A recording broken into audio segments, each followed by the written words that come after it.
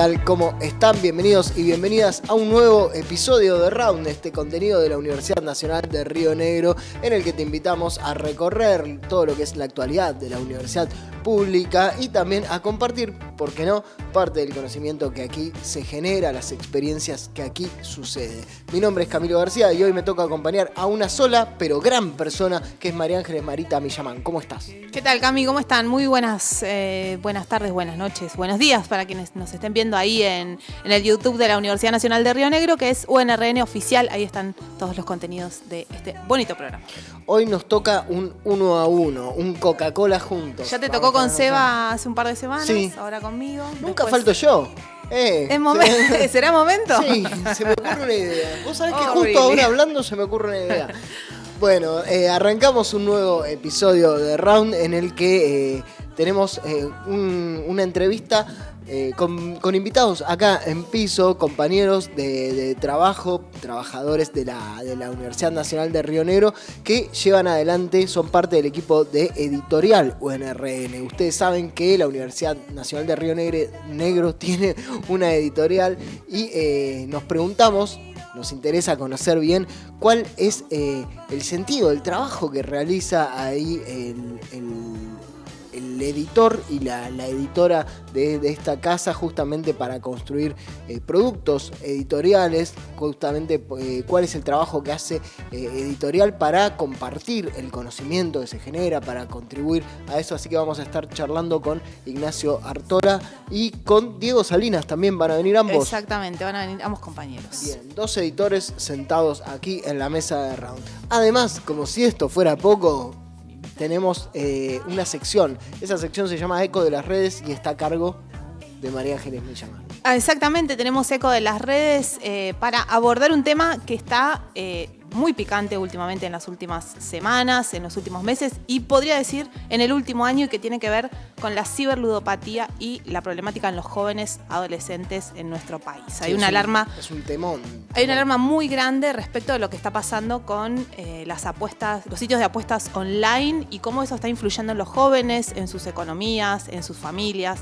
Un tema que tiene muchísimas puntas además para tratar, pero bueno, vamos a intentar echar un poquito de luz a lo que está pasando con eso. Empezar a meternos en ese tema que nos viene llamando la atención desde hace un montón, así que me encanta que lo abordemos acá, que nos metamos en ese tema y espero con ansiedad Está muy bien. Es fea la palabra ansiedad. No, con emoción. Con emoción. Pone así con emoción. Mi nena dice, estoy emocionada por tal cosa que se le viene. Y es algo lindo, claro. Es algo que la mantiene expectante. Claro, estar emocionado es mejor que estar ansioso. Exacto. Siempre. Bueno, entonces tenemos entrevista con editorial, tenemos Eco de las Redes con un temón y tenemos también noticias en las que ya mismo nos estamos metiendo. La Universidad Nacional de Río Negro recientemente firmó un convenio de cooperación con la Asociación de Instructores de Esquí, Snowboard y Pisteros Socorristas y el Instituto Superior de Esquí y Snowboard de la ciudad de Bariloche. El objetivo del presente convenio es establecer un marco de colaboración en el fomento, formación y enseñanza en actividades de mutuo interés por la trascendencia del desarrollo del esquí y el snowboard y Pisteros Socorristas en su faz deportiva, competitiva, social, cultural, educativa y profesional.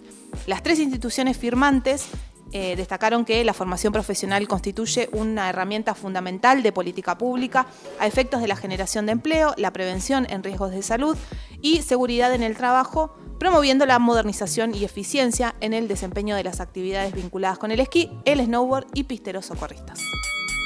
El rector de la Universidad Nacional de Río Negro firmó días atrás un convenio marco de colaboración con la secretaria de Trabajo de Río Negro, María Marta Áviles, a efectos de desarrollar de manera conjunta acciones de cooperación y complementación en vistas a la dignificación del trabajo, la mejora de las condiciones de empleo y la formación profesional. El acuerdo fue suscripto teniendo como marco el Instituto de Educación Profesional de la Universidad Nacional de Río Negro, constituido a fines de 2023 y como parte de una política institucional de fortalecimiento de la formación integral en el campo de la educación profesional. En entre otros propósitos de formación profesional, el convenio establece que las acciones se orientarán a la identificación de demandas sectoriales de perfiles, las búsquedas de ofertas formativas acordes a las demandas y la certificación de trayectos formativos. El dictado estará a cargo del doctor Alberto Tomás Caselli y la doctora Ana Monasterio y contará con la colaboración de la doctora Yusara Mastrocola. La modalidad de cursado será híbrida y las prácticas de campo se realizarán en una región que cuenta con morfologías volcánicas como ser Cabiahue y Copahue en la provincia de Neuquén. El objetivo de la diplomatura es que los estudiantes obtengan los conocimientos básicos de geología y geomorfología y los apliquen para poner en valor un sitio de interés paisajístico y estimular nuevos lugares para explorar su potencial, teniendo en cuenta la geoconservación. Hasta acá las noticias universitarias. Vamos con un poco de música. Ya seguimos.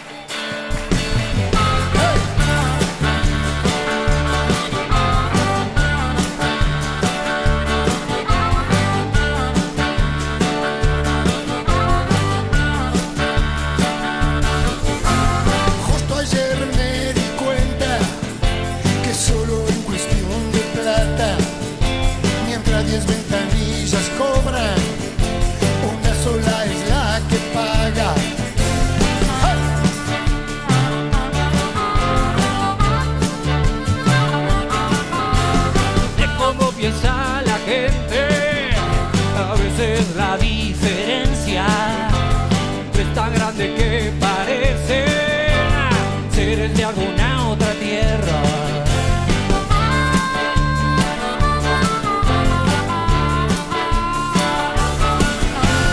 ¿Qué me dicen de esa casa sola que se ve desde un avión? Quizá en la soledad no haya dolor de pensar,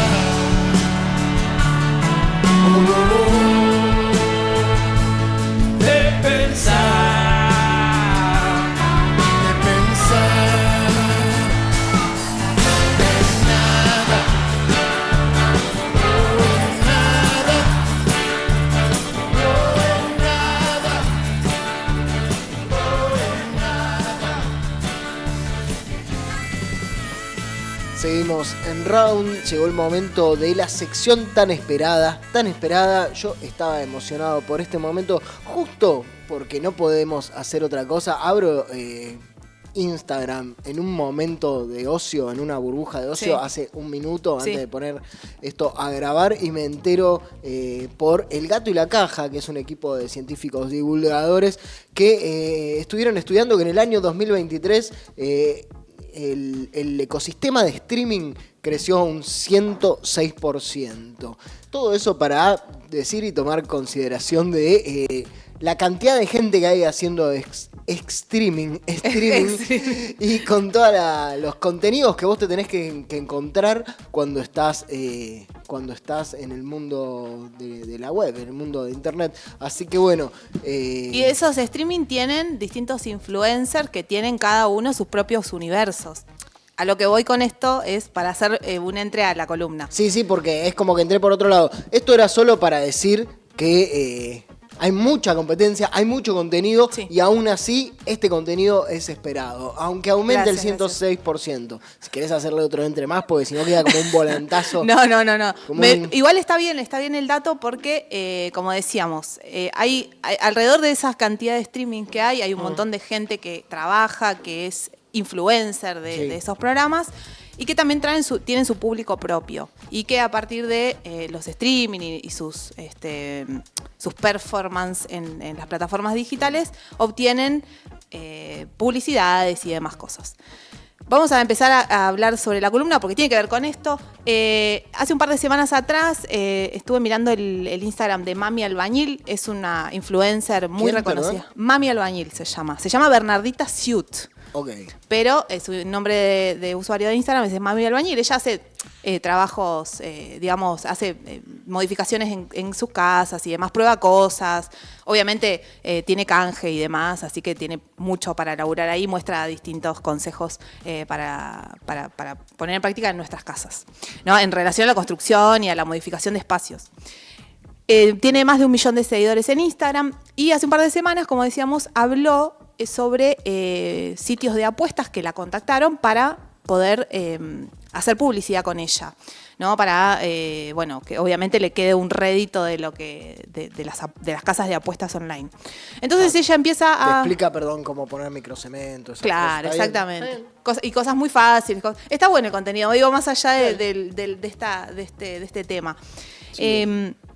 Entonces se empieza como a interesar en por qué hay tantos influencers hablando de los casinos online, promoviendo sitios de apuestas que te lo comparten.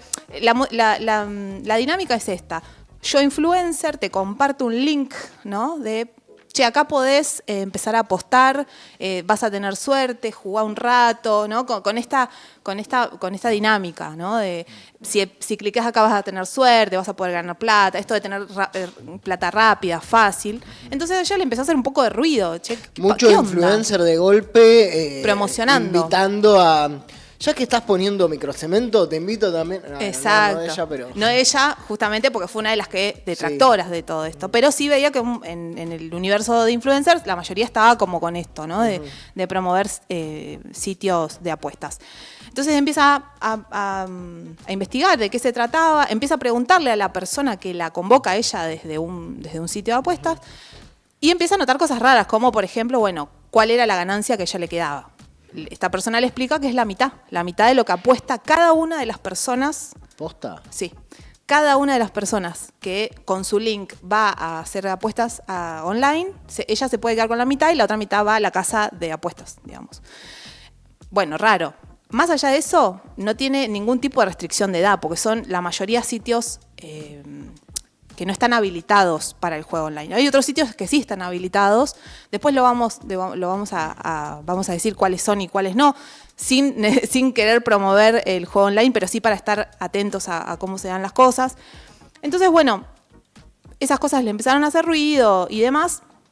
Y teniendo en cuenta esto, también pensamos en que estos links llegan a muchas personas menores de edad, muchas personas de un público adolescente, joven, que no necesariamente necesita tener un DNI de mayor de edad para poder llegar a estos sitios de apuesta y apostar la cantidad de plata que se les ocurra, desde 1.000 pesos, desde 500.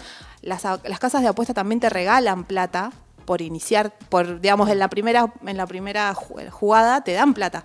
Te dan como un bono de 500 pesos, 1.000 pesos. Lo primero que pensás es como, hay en el mundo digital un montón de cosas en cuanto a la accesibilidad que en el mundo real o el mundo analógico, por poner entre comillas, están reguladas, están pensadas, o sea, nos llaman la atención. No dejamos entrar un nene al casino, no puede ir un nene a apostar, a manejar plata.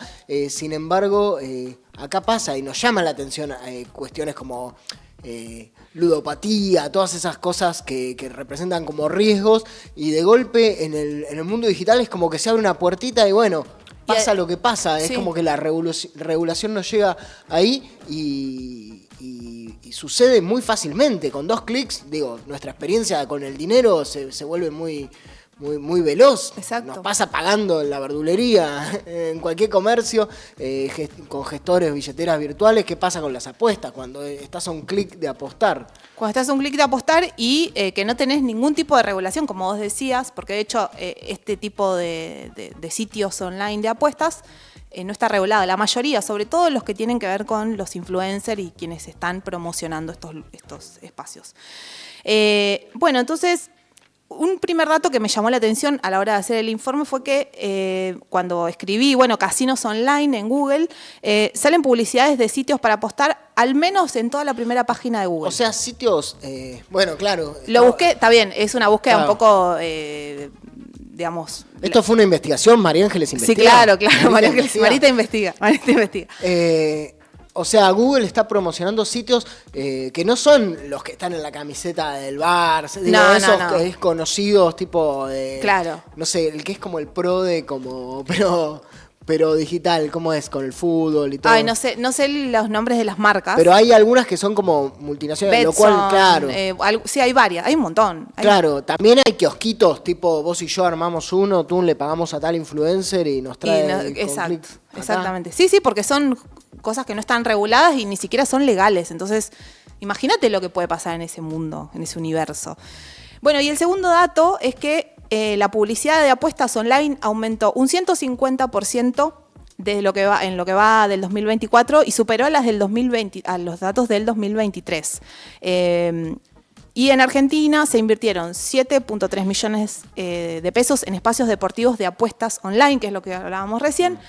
Y este dato de lo que aumentó la cantidad de publicidad en dinero surge de un debate que se hizo hace un par de semanas en el Congreso de la Nación. O sea que es un tema que ya está llegando al ámbito político porque, bueno, evidentemente está sonando la alarma en muchos espacios de nuestra sociedad. Bueno. Todos tenemos como una historia de, no, mirá, conozco a tal chico que es adolescente que se metió con las apuestas o tengo miedo que tal se ponga a apostar, porque realmente es muy difícil de controlar, de limitar y de regular porque pareciera que va más rápido todo lo que es la facilidad que la regulación. Exacto. Hasta que se ponen de acuerdo las dinámicas para los gobernantes, las instituciones, los que arman las normas, las personas que deberíamos discutir esto está bueno, esto es peligroso, etcétera, etcétera. Ya es como que hubo un cambio tecnológico, o sea, 10 millones de aplicaciones, le pagaron a tantos influencers que cada vez crece el número de influencers y eso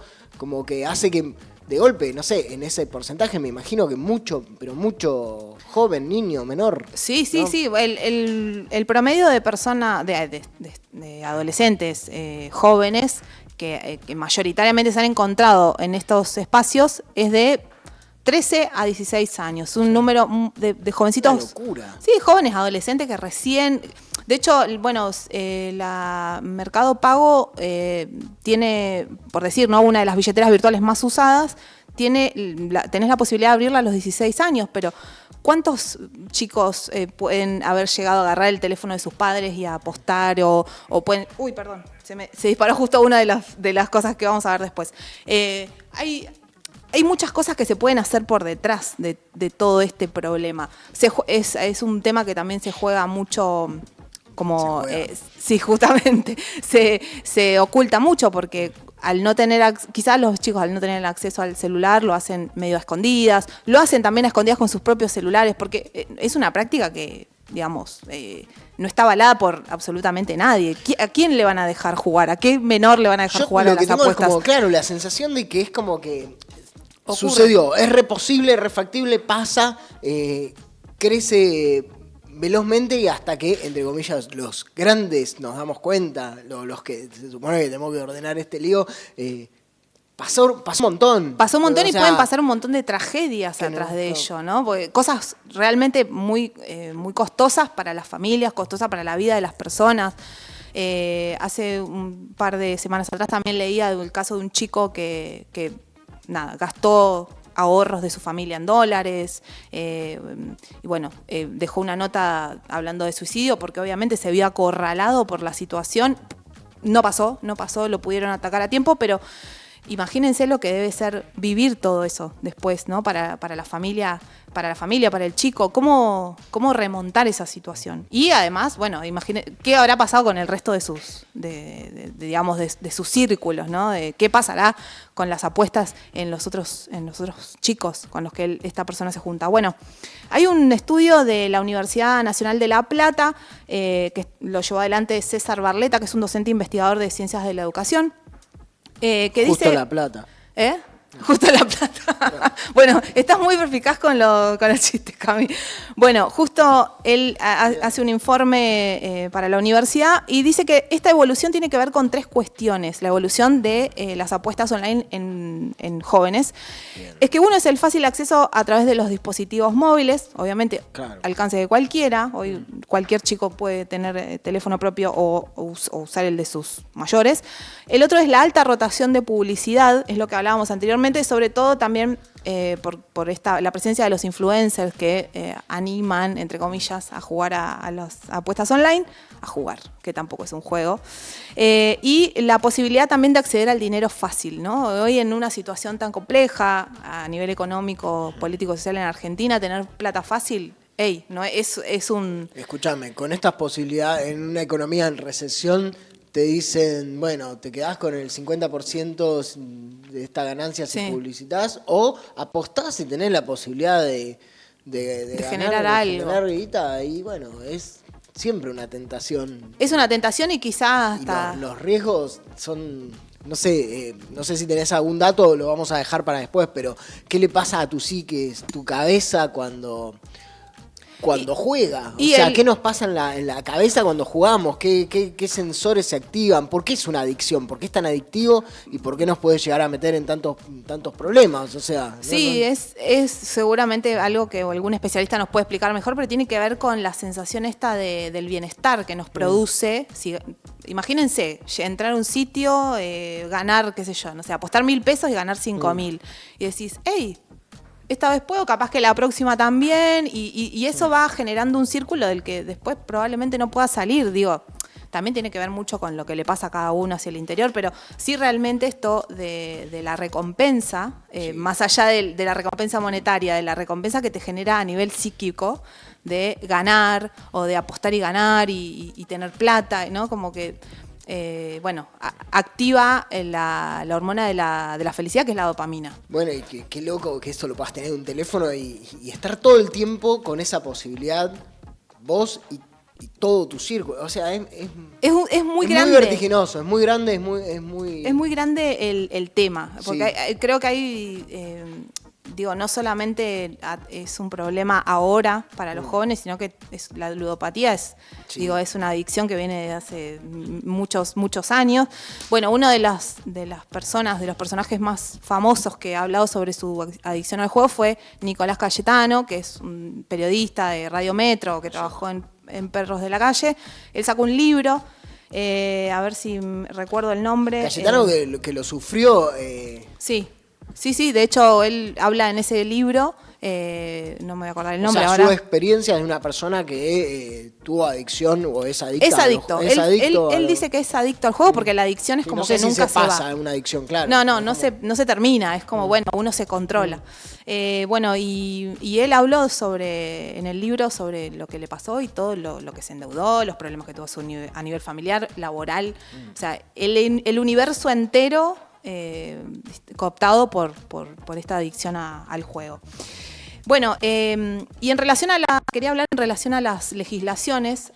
No hay una legislación argentina que abarque a estos casinos online y a estos sitios de apuestas online. Cada provincia tiene su legislación propia respecto de esto. Hay el juego online, del las juego apuestas online. Exactamente. Hay legislación en cada provincia. En cada provincia. Exactamente. Y bueno, en Río Negro, en relación a esta nueva alerta que ha salido respecto de la ludopatía en jóvenes, se presentaron 3 proyectos en la legislatura para abordar el tema, prevenir, sobre todo prevenir, ¿no? Porque es lo que primero se puede hacer. Uno es el plan de prevención se armó, un plan de prevención de la ludopatía online en ámbitos educativos, en donde empiezan a jugar Ministerio de Educación, escuelas, distintos sectores para tratar de contener un poco y, charlar respecto de lo que está pasando y prevenir, ¿no? El otro es, intenta modificar la ley R4108, que es una ley que declara interés social la prevención y el tratamiento a la adicción a los juegos de azar, donde en otros ítems se va a incorporar el concepto de ludopatía online o ciberludopatía, ¿sí? Porque no era algo que estuviera dentro del ámbito de la legislación. O sea, la ciberludopatía viene de la mano de la transformación tecnológica, entonces es algo que tienen que todavía estudiarlo probablemente. Y el otro es promover el ejercicio de la ciudadanía digital y conciencia sobre los peligros vinculados al uso irresponsable de plataformas digitales, especialmente en los que respecta a juegos de azar y apuestas en línea. Todos estos son 3 proyectos que se han presentado en la legislatura para empezar a contener este problema. Otra de las cosas es que el legislador José Luis Berros presentó un proyecto para quitar de los Wi-Fi o tratar de bloquear de los Wi-Fi de las escuelas los sitios de apuestas online, como primera medida, ¿no? De, ataquemos por este lado. Sí, que no pase por lo menos con el wifi de la escuela. Claro, pero igual, ¿y los datos? ¿Qué hace con los datos? No, es muy difícil es muy complejo. De restringir, o sea, desde la prohibición es muy difícil de trabajar solo desde ahí. Me parece que si no generás un toque de conciencia.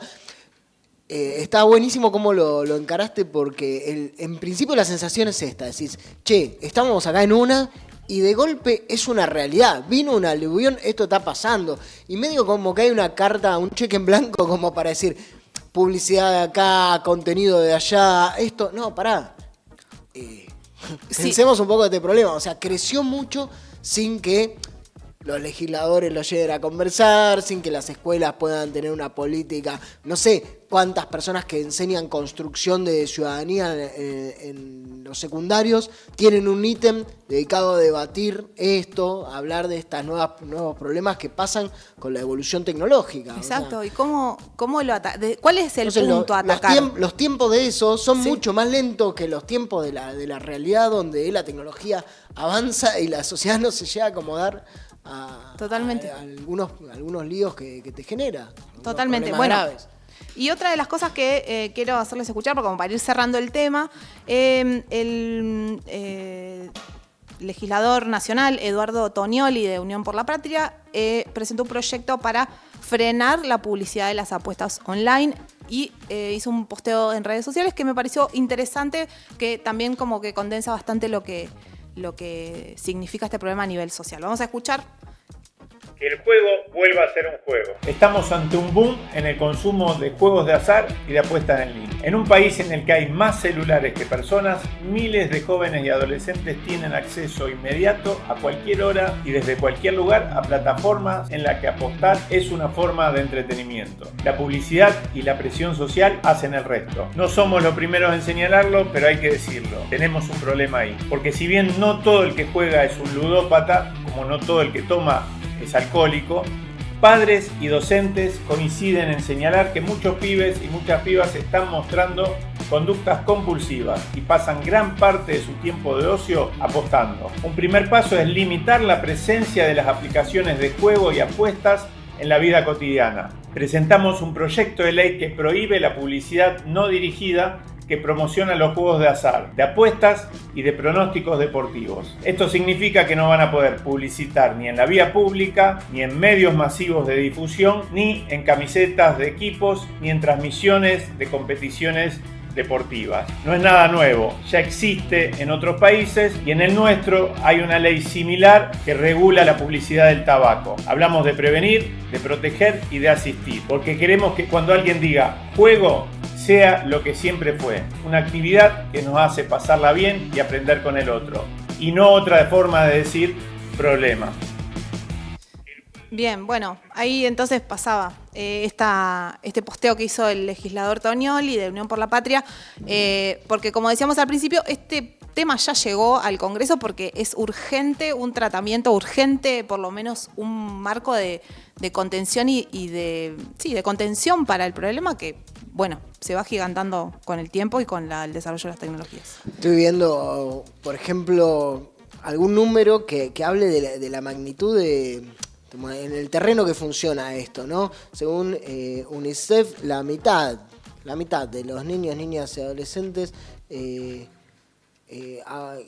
encuentra bajo la línea de pobreza, o sea, avanza a la Argentina o se encuentra en un estado donde la mitad de los chicos están bajo el nivel de pobreza, por una razón u otra, y en un contexto de recesión, digo, en ese contexto gravísimo está este problema, no es que somos Nueva Zelanda. No, claro. Dicen, claro, bueno, nos pasa acá en la Argentina, en este contexto. Entonces, ¿cómo enfrentar esto?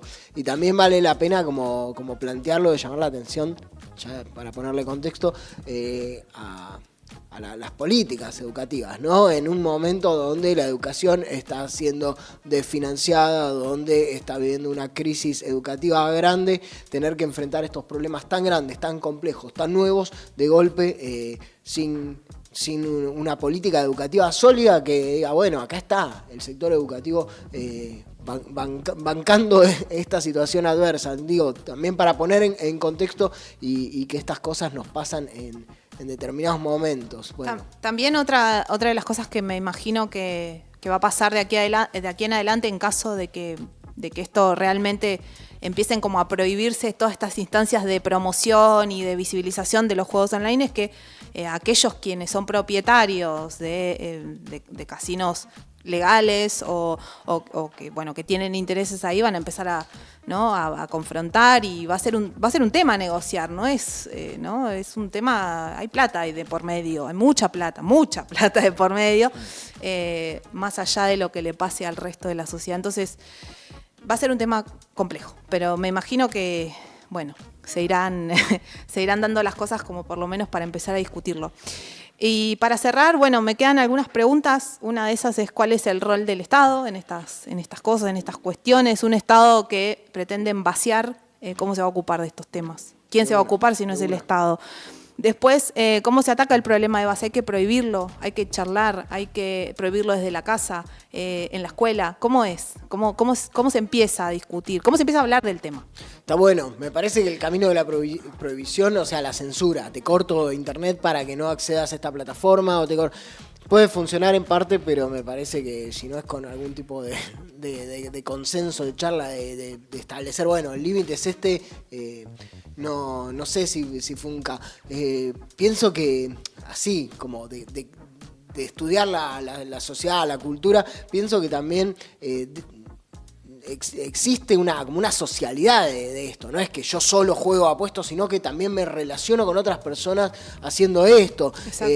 Soy el que mejor hace esto, tengo como estatus también por hacerlo. Es como que cuando empiezan a surgir como valores culturales, identidades por hacer esto, también lo tenés que elaborar de ahí, porque si no...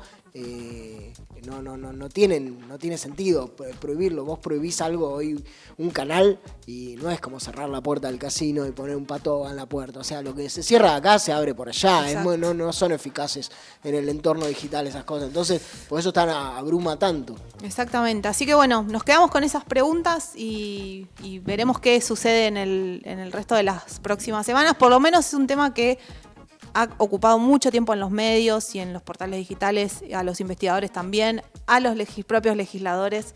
Es un tema que está y que no se está resolviendo. Entonces, veremos qué sucede con eso. María Ángeles Marita Millamán, eco de las redes en Round.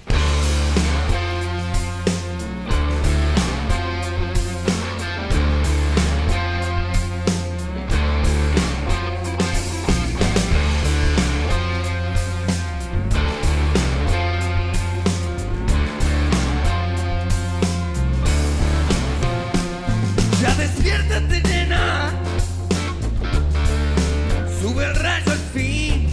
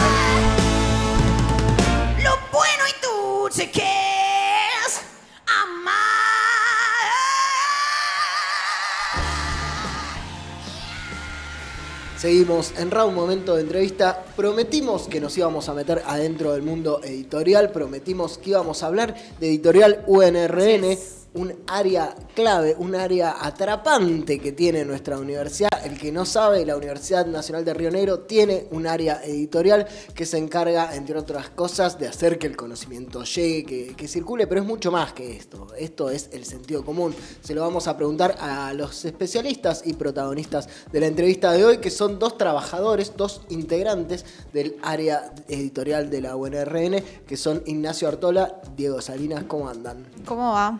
¿Cómo les va? ¿Qué tal? ¿Cómo va? Bien, los dos de negro, tuvimos que preparar un mate porque nos dijo Diego que no funciona sin mate, no sé, son las cosas que tienen. Son dos vicios. ¿Son dos intelectuales Falló ustedes? vestuario, falló vestuario. No Yo son no. Bien, para empezar, porque viste, como que es como los psicólogos, que vos vas y tenés un montón como de issues. claro, y tienen un aura como de que son intocables, viste, es como que algo saben, me están interpretando. Yo digo, estos saben de libros, leen mucho, saben hacer libros. No es lo mismo que leer libros, saber No, hacer libros. es Así verdad, que, es verdad. ¿Qué onda? ¿Cómo es el trabajo que hace editorial? A esta altura, ¿después de cuántos años hace que está la editorial UNRN? Como una editorial con procesos profesionales desde el 2015. Previamente era un área de publicaciones que ofrecía algún tipo de servicio a los docentes investigadores. ¿Qué es? ¿Cuál es la diferencia entre un área de publicaciones y un área de servicios profesionales? No sé cómo la definiste. ¿Cómo? Un área con que procesos brinda- profesionales. Claro, que Sí. brindaba, digamos, un área de publicaciones es un área que brinda servicios relacionados a la publicación, como pueden ser el diseño, la maquetación, la gestión del ISBN, el envío a impresión, mientras que una editorial conlleva, digamos, el concepto editorial conlleva un agregado de valor que tiene que ver fundamentalmente con una cosa: orientarse hacia los lectores. Es decir, el actor preponderante y que orienta todos los procesos en una editorial es el lector. Es el eslabón final, digamos, de la cadena, y no tanto, o digamos, o en otra medida, les autores, por ejemplo. Está bueno pensarlo así, está bueno. Yo, para ponerle un poquito de lenguaje popular a esta cosa de que no sea tan intelectual. El otro día, hablando sobre que estaría bueno charlar con Nacho acá presente, nos pasaba un poco el limpio esto de la diferencia que hay entre difundir un trabajo y meterle un proceso editorial, ¿no? Ahí, ¿cómo hacen con qué estrategias apuntan al lector, lo identifican? ¿Cómo se hace ese proceso en el que, bueno, está bueno el contenido, pero tenemos que llegar a un lector? ¿Qué cosas pasan ahí en el medio? Y hay que identificar el lector al cual está pensando ese autor. Uh-huh. Luego habrá también que ver si ese lector imaginado por el autor existe, uh-huh, y si es el destinatario, el mejor destinatario de ese libro. ¿Les pasa? Muchas veces esas construcciones no coinciden. ¿Les pasa que charlan con el autor y le dicen, che, mirá, mejor por acá, mejor... No, yo me lo imaginé para... No es así, o que les cuesta... Sí, claro. En realidad lo que sucede es que no solo en el ámbito académico, científico, digamos, me parece que en cualquier ejercicio relacionado con la escritura, la persona que escribe tiene una diversidad de posibles interlocutores, por llamarlo de alguna manera, ¿no? Que luego podrán ser lectores. Si es específico del ámbito académico-científico, pensar que le podemos le podemos hablar de la misma manera a un estudiante, un profesional, un técnico, un decisor político, y eso, bueno, no sería recomendable, digamos, ¿no? Ahí hay una de las... se juega una de las... de los asuntos básicos en los cuales intervenimos. Bueno, pero específicamente para quién está pensado este contenido, que no solo tiene que ver con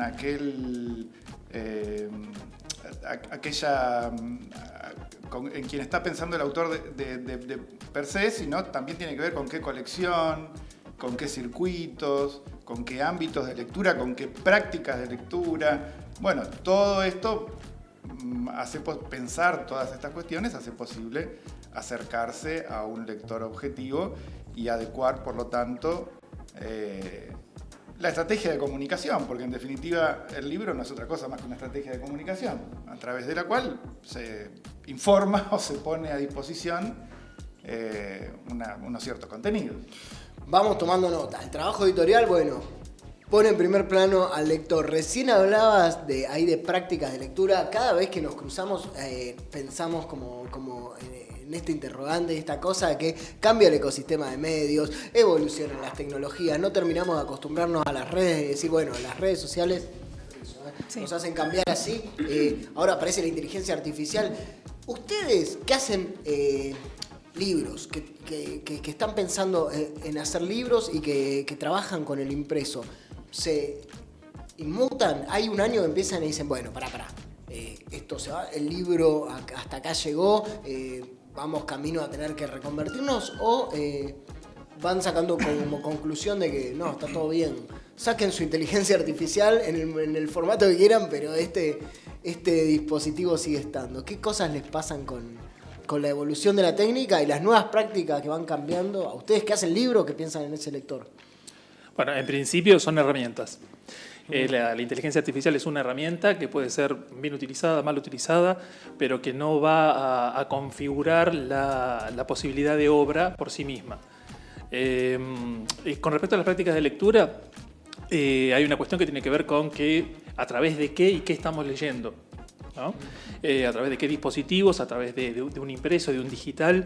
De lo que se ve desde que aparece el libro digital es que todos los soportes coexisten, conviven, se retroalimentan, se ayudan en la difusión y que ninguno tiene una primacía sobre otro, sino que tienen diferentes lectores, diferentes públicos y además, de acuerdo al tipo de contenido, tiene mayor circulación un soporte sobre otro. ¿Han podido como constatar con cifras, con datos, cómo viene el consumo de libros? Los más jóvenes, hace poco hablamos con Francisco Alvarelo, que es un investigador que estudió la lectura y las prácticas de lectura de los más jóvenes. Y dice, bueno, los más jóvenes... todos leemos distinto ahora porque leemos en forma multimedia, saltamos la hipermedialidad, o sea, es distinto leer ahora, pero además, como si eso fuera poco, es mentira que los jóvenes leen menos. O sea, de hecho las estadísticas dicen que siguen leyendo libros, inclusive más que otras franjas etarias. ¿Ustedes lo pueden comprobar, por lo menos con los productos de esto? Marcar el número de Francisco y si es que no, lo vamos a llevar. Lo que pasa es que hay toda una serie ahí de definiciones que hay que acotar. ¿Qué es leer? ¿Qué sé yo? Cuando uno maneja un auto, no creo que haya una actividad con menos actividad lectora que conducir. Sí. No solo teniendo en cuenta lo que hacen los demás, sino toda la visualidad que te rodea. Leemos un video, leemos imágenes, es decir, bueno, sí, efectivamente, creo que en función de los estímulos se lee mucho más hoy que quizás hace. ¿Pero es verdad o es medio una trampa intelectual esa? O sea, como que nos hacemos un poco trampa. Me parece que depende todo de ese tipo de definiciones. A ver, si uno ve literatura, quizás, bueno, primero que se publica mucho más, hay muchísimo más. Después que la definición de literatura se amplió, se fragmentó, se hibridó con otras narrativas, con otros géneros. Bueno, la cuestión de los géneros está en discusión. Todo eso sucede. También sucede que ya no se escribe una novela como la que podía escribir, no sé, Mujica Lainez. ¿Quién lee una novela de Mujica Lainez hoy? Bo Marzo, que es una novela súper erudita, de 1000 páginas, digamos que requiere un esfuerzo del lector muy importante. ¿No se escriben más libros así? Nadie los editores no están pensando en editar esos libros. Si pensamos un poquito en la evolución del mundo editorial, de lo que se editaba hace 30, 40 años y lo que se edita ahora. ¿Pasó eso? ¿Y qué es? ¿Eso se charla hacia los interiores de los equipos, esas cosas? Cuando tienen que, digamos, mantener esa conversación con los autores, las autoras, sobre qué es lo que se lee, cómo se lee. Me imagino que hay alguna claro. ahí. Pero bueno, nosotros no es nuestra función específica esa, digamos, lo traigo como ejemplo. Nosotros no editamos literatura, lo hicimos en algún periodo, no lo estamos haciendo ahora. Pero sí, son cuestiones, bueno, hay la actividad editorial y los procesos editoriales se han modificado muchísimo en función de esto. De hecho, bueno, en función de lo que vivimos los últimos años con la cuestión de las sensibilidades, las nuevas sensibilidades, por ejemplo, se incorporó la figura del lector que detectaba posibles ofensas de ese material hacia diversos grupos. Es decir, sí, todo esto está sobre la mesa, por supuesto. De hecho, cuando publicamos literatura, pensamos también en las prácticas de lectura de aquellos lectores a los cuales estábamos apuntando, que eran jóvenes rionegrinos fundamentalmente, y pensamos que había determinadas cosas que podían ingresar mejor en sus hábitos lectores que otros. Y bueno, es verdad, o sea, hoy se lee, por lo menos hay quienes lo plantean, se lee de manera más fragmentada, obviamente que...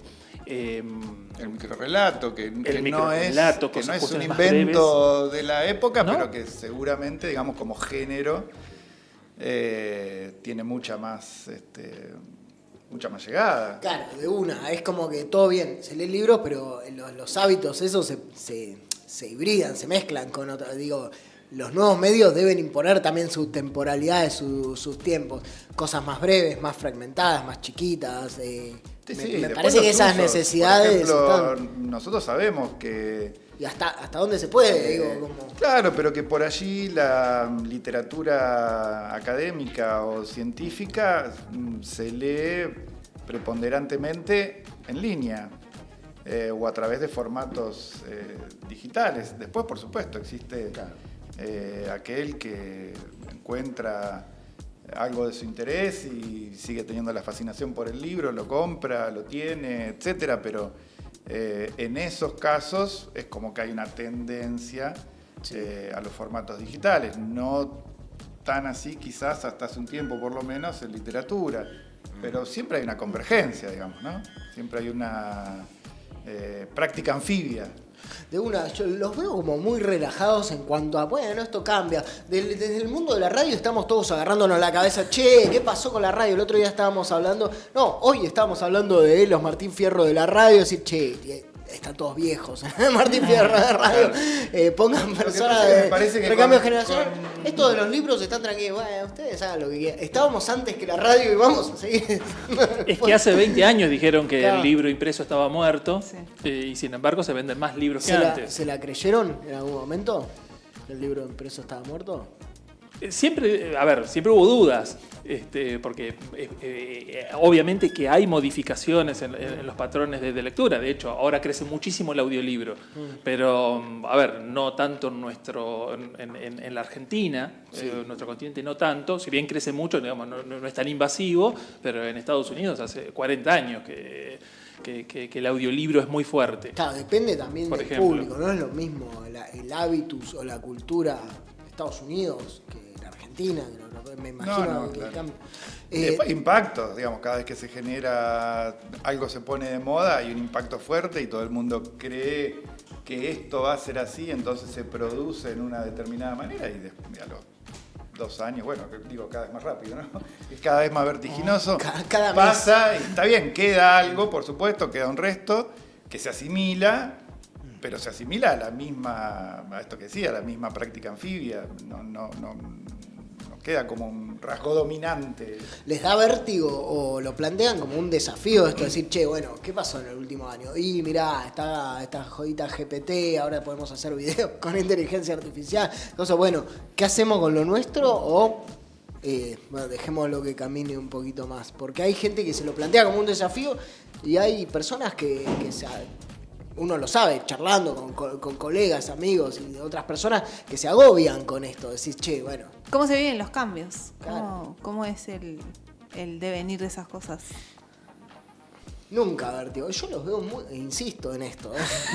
Ya estoy por pasar otra pregunta, no los Que puedo nos pase complicar. un poco Dije, de esa- con esto los vamos a complicar. de esa Bueno, pero lo que pasa es que, Este digamos, es el momento tenso de la entrevista, ¿viste? Que tenés que arrancar tranquilo, tensionar. hay cambios que se ven más rápidos Sí. y hay otros que no. Bueno. Los medios de comunicación son un factor de poder. Los cambios que se producen en ese factor de poder, sin lugar a dudas, se traducen más rápidamente en aspectos más tangibles, ¿no?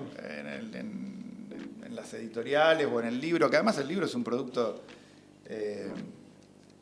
que trabaja con otra temporalidad, digamos. Bueno, esos cambios se van viendo de otra manera. Por ejemplo, bueno, estamos en la revolución hoy, todo es revolución, pero bueno, no importa. En la revolución del streaming. Sí. La revolución de la autopublicación existe desde hace mucho tiempo. Sin embargo, los que siguen marcando la agenda son las transnacionales, por lo menos en los circuitos institucionales, es decir, aquellos que, bueno, tienen prensa, premios, Claro. Reconocimiento. toda esa cuestión. Bueno, digo, son temporalidades diferentes. Pero a la vez es cierto que eso también sucede en una capa de lectores Claro. y en una capa de visualización de ese mundo editorial. Es decir, una fragmentación de los públicos. Exactamente, claro. por debajo hay un consumo, en el caso de la autopublicación hay altos consumos de autopublicación, lo cual obviamente, lo cual trae aparejado que hay una sobreabundancia, una sobreoferta cada vez mayor en el mundo digital, en el cual es cada vez más difícil separar paja de trigo y no ayuda a que los mejores o los libros necesarios, ¿no? sean encontrados. No, al que le va bien lo compra la multinacional, digamos. Claro, Es sí, como- bueno, eso sí. No. Como los futbolistas, hay 3 millones. Mario Sí, quiere pues preguntar llegan cuáles 10. son Semillero, los ¿no? libros. Las editoriales independientes funcionan como Cuando como hablan de semilleros, ¿no? multinacionales, hablan de grandes editoriales, ¿verdad? Sí, claro. Grandes grupos. Sí. Hablando 4 o de 5 hay, multinacionales como y de llegar a otros países. Estamos llegando, ¿no? Nuestros productos, sus productos, los que estamos produciendo desde acá. Vuestro trabajo. Están llegando, se están consumiendo bastante a través de plataformas. ¿No es así? Va, por lo menos eso era el dato off the record de pasillo que teníamos. ¿Lo pueden constatar? Está Sí, llegando no, para afuera. la editorial tiene su contenido distribuidos en formatos digitales y en formatos impresos también en diferentes lugares, a través de diferentes plataformas. Hay plataformas de acceso libre como Open Edition, donde se accede a todo el contenido que está subido allí en forma gratuita para leer en línea. O sea, todo lo de Editorial UNRN está en Open Edition. No, ¿en línea? es la colección Aperturas. Aperturas. Porque tiene que ver con un proceso de curación de la propia de curación de contenidos de la propia plataforma. Okay. Curaduría de contenidos. Los otros están, el resto del catálogo está disponible en forma digital en otros canales, en una librería propia, que es una librería en streaming, para leer en línea, no para descargar y llevarte el libro, Claro. sino leerlo en línea, y a través de las otras librerías digitales. Hay muchas. Lo importante de destacar ahí es que, bueno, una editorial es una voz en una conversación, una voz que responde a una entidad, a una identidad, que tiene una propuesta, que habla de algo y que habla de cierta manera de algo. Como editorial universitaria, digamos, bueno, ahí tenemos toda una práctica que tiene que ver con el territorio en el que estamos insertos, tiene que ver, lo que decimos tiene que ver con lo que se produce en y desde ese territorio. Es una voz fuertemente arraigada que entra a la conversación desde ese lugar. y que pone en discusión un conocimiento situado que de otra manera sería muy difícil que esté hoy disponible. No sé, yo por ejemplo, ahora estoy terminando de editar un libro que se llama Historia Social de la Patagonia, 1870-2001, que es un libro que desde el enfoque de la historia regional aborda el proceso de constitución del Estado-Nación en la región, que sabemos que no es el mismo que en el resto del país, que tiene diferencias respecto de la historia nacional, que pone el foco sobre un actor habitualmente relegado a cierto rol en la historia nacional, que son los pueblos originarios. Acá están desde otro lugar, desde su agencia, etc. Entonces, eso, bueno, no se puede producir en otro lugar que no sea en una editorial universitaria fuertemente arraigada en su territorio. Otro libro que habla de las movilidades obligadas de personas de los pueblos originarios, habitualmente habitantes de los parajes, y cómo el proceso de genocidio y de despojo territorial implicó la movilización hacia los barrios populares de las grandes ciudades y por lo tanto, bueno, digamos, todo lo que eso conlleva, incluso la dificultad de recuperar y apropiarse de la propia historia. Digo, esos contenidos, bueno, difícilmente, ese conocimiento difícilmente pueda estar en una conversación, incluso a nivel país, a nivel nacional. Claro, no es lo mismo que lo publique otra entidad, que se edite de otro lado, que desde acá nosotros, una universidad. Ni siquiera llegaría quizás, porque claro. A ver, la historia nacional tiene que ver con un enfoque centralista, porteño. La historia del país siempre se escribió desde Buenos Aires, o por lo menos desde los grandes centros urbanos, Córdoba, Rosario. No hay una historia escrita desde la Patagonia, que tenga en cuenta la diferencia, que tenga en cuenta, digamos, la multiplicidad y la heterogeneidad de eventos que la historia nacional tiene en cuenta. Digamos, la historia nacional cuenta la conquista del desierto, bla, bla, bla. Y acá, bueno, estamos abriendo hacia muchas otras voces, quizás no contempladas, incluso la historia de las actividades productivas, la fruticultura, el petróleo, el ganado, la oveja, la ocupación territorial por parte de los capitales ingleses, las oleadas migratorias, los italianos, los españoles, los turcos. Bueno, todo eso, difícilmente ese nivel de detalle y de comprensión y de acceso o de indagación en fuentes pueda ser llevado a cabo, no publicado, pueda ser llevado a cabo como investigación desde otro lugar. Falta mucho para terminar de conocer desde la literatura y de lo que pueden contar los autores regionales o las autoras sobre estos procesos históricos. ¿Qué piensan ustedes? Digo, porque está. Lo que sé que hay mucha gente trabajando. Está bien, eso es muy bueno ya. Sí. Eso es muy bueno. Hay mucha gente trabajando, ¿no? en la Universidad de Río Negro, en la del Comahue, que son las dos de la Patagonia Norte, supongo que también en las del resto del territorio, así como en La Pampa, etcétera. Pero sí, de hecho, bueno, este enfoque en particular de la historia regional es reciente, empieza a ser desarrollado en el seno del Comahue, etcétera, y bueno, y a partir de ahí, ahora que hay una universidad que tiene carreras y docentes que, bueno, digamos, están en la disciplina, empieza a nutrirse, y así con todo, ¿no? Porque, digamos, este es uno de los temas. Ahora, por ejemplo, acabamos de publicar un libro que se llama Documentos inéditos en lenguas fuego-patagónicas, que recupera registros lingüísticos de 8 lenguas originarias, lenguas preexistentes, registros que existían, que estaban perdidos por ahí, realizados por misioneros, por militares, por académicos entre 1880 y 1950, sobre todo en la parte sur de la Patagonia, pero también en Chubut y Río Negro. recupera esos registros, los trabaja y los publica, pero además recupera la historia o las circunstancias en las que esos registros fueron producidos y recupera la participación de los pueblos originarios. En ese contexto, en el contexto de genocidio y de expropiación, pero recupera los coproductores de los registros lingüísticos y narra las circunstancias de su realización. Lo cual es un laburo excelente, atrapante, porque además tiene una narrativa maravillosa que sirve para eso, para situarnos, para ponernos en contexto, además de ofrecer el registro lingüístico. Cosas que pasan cuando existe una editorial universitaria.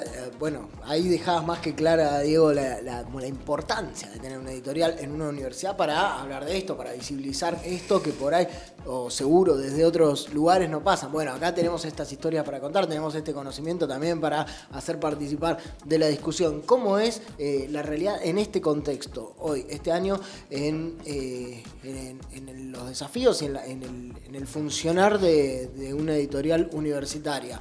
Pienso un contexto de recesión, un contexto de crisis de financiación, de financiamiento de las universidades, crisis de presupuestos. O sea, ¿cómo está hacer ese laburo tan importante en este contexto ahora? ¿Cómo están las editoriales universitarias? Sí, no solamente el recorte al sistema universitario obviamente afecta a las editoriales, sino que el recorte a todo el sistema de ciencia y tecnología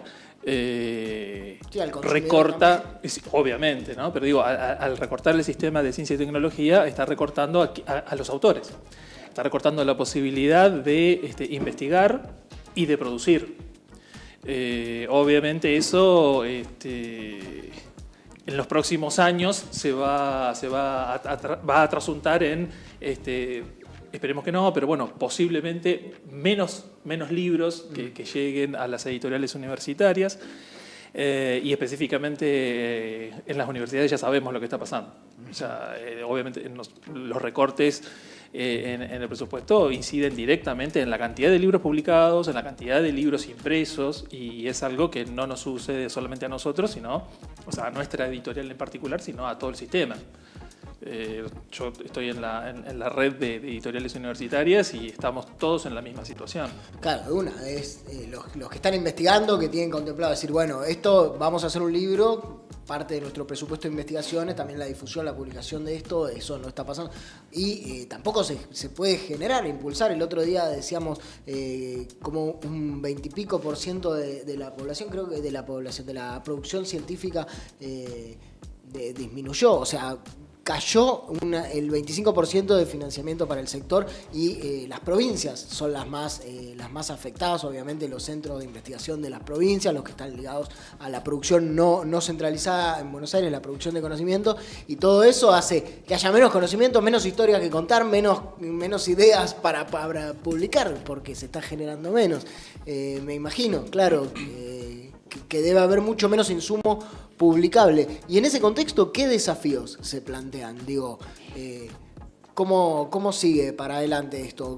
Como estrategia también de acomodación, de acomodamiento al contexto, y también como desafíos que se plantean como área. Bueno, qué bueno reflexionarlo ahora. El libro es una en vivo. El libro es una modalidad posible que tiene que ver con ciertas estrategias, con cierto reconocimiento del producto simbólico, social, económico, etc. Pero hay otras formas puntualmente para el caso de los contenidos académicos y científicos. Uno de los desafíos en los que estamos trabajando, la Universidad Nacional de Río Negro es muy nueva. Hasta el momento no había incursionado en las publicaciones periódicas, esto es básicamente revistas académicas y científicas, y esto es algo que como dirección de publicaciones estamos empezando a trabajar. Nosotros no somos una editorial que está dentro de una dirección que tiene responsabilidades mayores y que atienden también a otro tipo de publicaciones, a otro tipo de contenidos de la institución, en este caso las revistas o, por ejemplo, las publicaciones surgidas de eventos académicos, que también es otra cosa en las cuales estamos trabajando a partir de este año. O sea, van a poner un poco el ojo y el criterio también en ese tipo de publicaciones. ¿Y qué va a haber? 1, 2, 3 publicaciones en formato revista que podamos decir, bueno, acá está. ¿Cómo se va a acceder a eso? ¿Va a estar impreso? ¿Va a estar online? ¿Cómo es? Las revistas académicas ya están... No se imprimen más. Y ya no.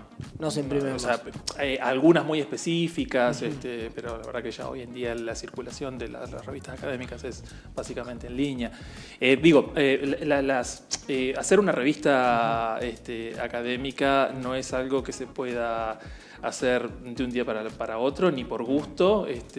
Requiere una masa crítica muy importante de recursos humanos, intelectuales, y de meter las manos en la masa también. Pero además hay que descubrir, encontrar o desarrollar un espacio a cubrir, un espacio intelectual a cubrir, una demanda de esos contenidos. Y en nuestra institución hay una revista que ya está funcionando desde hace un par de años, va más, 4. Sí, una en creación. Hiperbórea, una en camino, en desarrollo, y bueno, las unidades ejecutoras, que son en principio quienes en nuestra institución tienen la vía libre como para generar una propuesta de publicación periódica, tendrán que ver qué producto en formato de revista académica pueden desarrollar que valga la pena y que tenga un público. Pienso que está bueno como instancia de conversación. Obviamente los libros son como qué persona que investiga o que hace no quiere generar o llegar a estar en un libro, y uno necesita el libro también, pero la revista tiene otra dinámica, ¿no? Como que se da más rápido esta ida y vuelta, esta conversación. Pienso en estos tiempos de cambios pero más tan vertiginosos. Claro. También, porque son circuitos resignás también, diferentes. claro. Sí, hay disciplinas que además no generan libros, sino que se comunican en las revistas, Sí. ¿no? Entonces, bueno, son contenidos distintos que tienen una circulación diferente también, pero que tienen lógicas y procesos diferentes. Bien, cosas que se vienen. Una revista es una construcción de muchos años también. ¿En qué sentido? A ver, porque uno le dice, bueno, no, se hace más rápido un libro. ¿Por qué? Pero para la historia de una revista requiere, primero, un tiempo de desarrollo importante, pero a su vez, para que esa revista pueda acceder a el estatus de estar indexada en los portales, que tenga una circulación en el mundo académico, necesita varios años. O sea, un par de años mínimo para ingresar al núcleo básico, de Argentina, o luego hay que cumplir con determinadas directrices, ¿sí? Que regulan a las revistas periódicas, entonces a las revistas académicas. Entonces es un trabajo que lleva tiempo y que hay que ser muy, muy constante, muy consecuente, y que no es tan soplar y hacer botellas. No es soplar y hacer revistas. Sí. Me das pie para hacerte la última, que siempre digo es lo que no hay que hacer, es lo que dicen los manuales de periodismo que no hay que hacer, porque después viene otra más, sí, claro, pero no, para ir cerrando esto es una construcción de muchos años. Decías que de 2015, bueno, empezaron a laburar como un espacio profesional de producción editorial justamente. Les pregunto, ¿pudieron sacar alguna conclusión, pasar en limpio, algo que es muy difícil de hacer, que es decir, bueno, nuestra marca va acá, nuestro estilo es cuando algo cae en nuestras manos, nosotros les ponemos esta impronta, estos somos nosotros? ¿Pudieron pasar en limpio? ¿Ya se reconocen tenemos este rasgo, nos gusta hacer esto, queremos ir por acá? Un poco adelantaste, Diego, vos, pero me parece que está bueno como cierre, y para que se lo pregunten también, nos lo cuenten ¿Cuál es esa marca del estilo de acá, de Editorial UNRN? Creo que es un mix de cosas. Por supuesto que la referencia a una marca madre, que es la de la universidad, y por lo tanto a un territorio, y por lo tanto a todo lo que se condensa, digamos, en esa idea. Y por otro lado, sí, una marca que a nosotros nos representa, que es, bueno, como decía Ignacio, el paso de un área de publicaciones a una editorial implicó la adopción de una serie de cuestiones de prácticas y de procesos profesionales. Creo que eso es un valor agregado importante que repercute en, por ejemplo, la difusión de los libros en diferentes circuitos, o repercute en una identidad visual de los libros, de las colecciones, que claramente comunican algo, no solo un libro en sí mismo, sino el libro presentado en el marco de una colección. Es decir, ahí se fue construyendo una idea, ¿no? Esto que decía, es unos rasgos de esta voz que nosotros representamos. Me parece que esas dos cuestiones, el territorio y lo profesional, marcan o son dos patas importantes de eso. Lo cuentan, lo dicen Diego Salinas e Ignacio Artola, integrantes del área editorial UNRN, el área que tiene la Universidad Nacional de Río Negro, que nos hablaron de todo. Nos hablaron de cómo se hace un libro, no hablamos de literatura, pero bueno, Mari preguntó por... Está bien, me fui por la tangente. No, pero hay en los últimos ¿Quieren años... hacer otra nota más? En los últimos años creo que hay editoriales universitarias que han contribuido muchísimo a revalorizar autores que no estaban en los cánones, no estaban en el canon, y a introducir otros. Y eso es obra de editoriales universitarias. No sé, por ejemplo, ahora para Córdoba, que Edubim, que publicó la historia crítica de la literatura desde una perspectiva de género, o el trabajo de Duner. O el trabajo de Duner con autores importantes del noroeste del país, que digamos, Duner fue compilando la obra y publicando la obra completa de esos autores en unos libros preciosos, que rápidamente encontraron lectores. Digo, desde la literatura también hay un montón para hacer, y se está haciendo. Bien, cosas que pasan también cuando hay una universidad pública, ¿no? Seguimos como llenando estos casilleros diciendo, che, mira, esto está bueno. Esto pasa cuando hay una universidad que, por ejemplo, tenés un área editorial que se encarga de mirar el mundo desde otro lugar y aportar otra voz a la conversación. Un poco de este laburo nos estuvieron hablando dos de sus protagonistas desde acá, desde la Universidad Nacional de Río Negro. Son Ignacio Artola, Diego Salinas. Muchísimas gracias. Nos va quedando mucho más claro, y gracias por acercarnos el laburo que hacen todo el tiempo adentro de esta universidad. Gracias. Un gusto. Muchas gracias.